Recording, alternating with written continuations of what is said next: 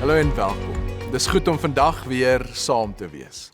En vandag se refleksie vra nie dat jy iets moet uitfigure nie, maar dalk dat jy eerder iets moet raak sien.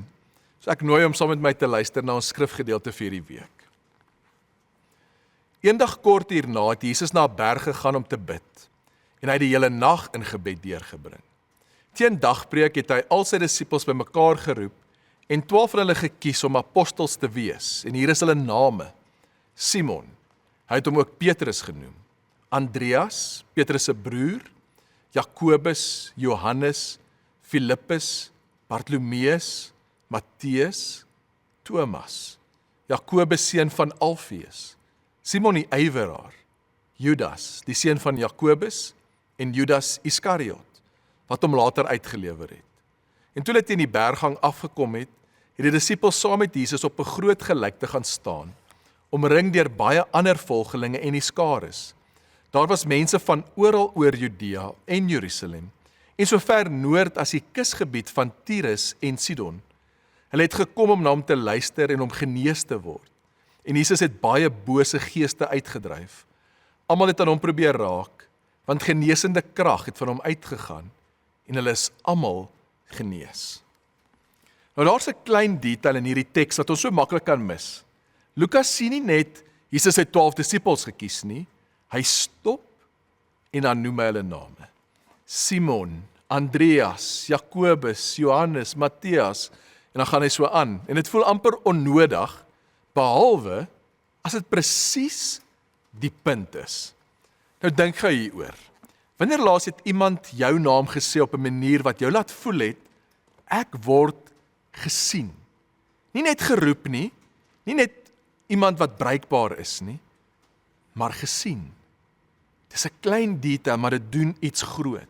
Want 'n naam sê, jy is nie net deel van die skare nie.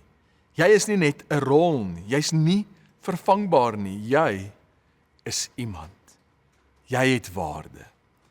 Nou ons leef in 'n wêreld waar ons meer connected is as ooit vantevore.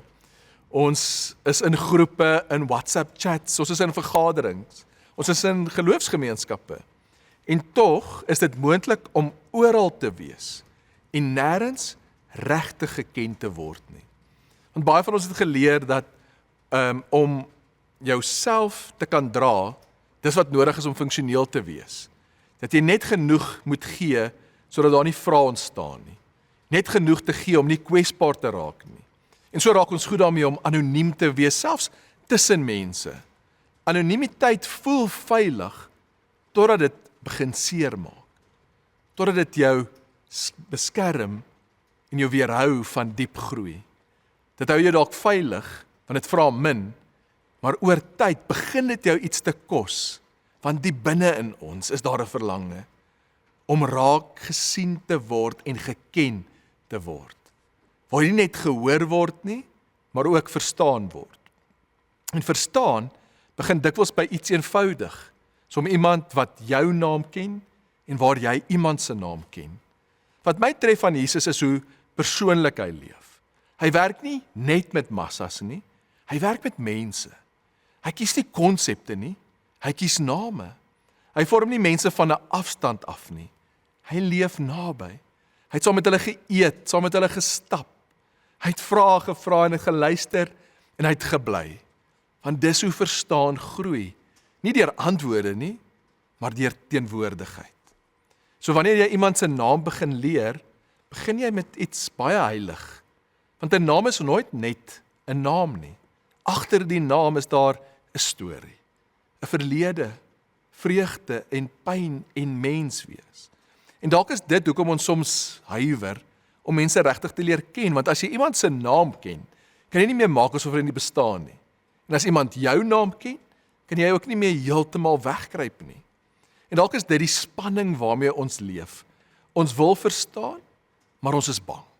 Ons is bang vir teleurstelling, bang vir misverstand, bang om weer seer gemaak te word. En so hou ons dinge lig, oppervlakkig, veilig, en tog, die verlange na meer bly.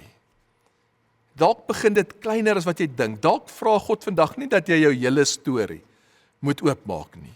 Dalk vra jy net een klein skuif om iemand se naam te leer ken, om regtig te sê, vir hierdie oomblik gaan ek teenwoordig wees, meer teenwoordig as gewoonlik.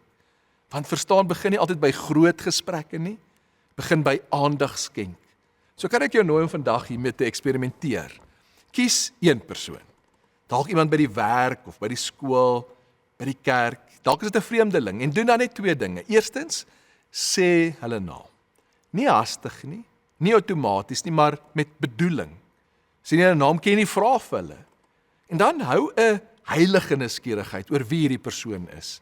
Gee ruimte vir 'n storie en dalk kan jy hulle nooi deur hulle iets te vra soos, hoe is die lewe tans vir jou?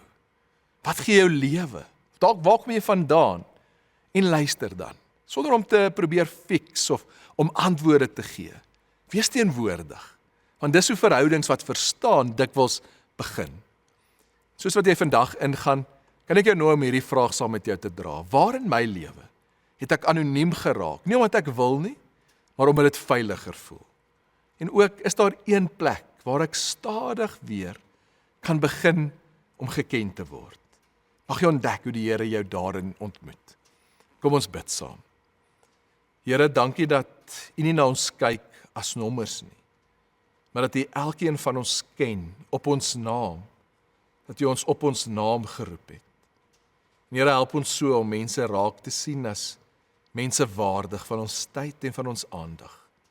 Help ons om die stap te neem om meer van onsself te deel en ook meer te ontvang van ander. Amen.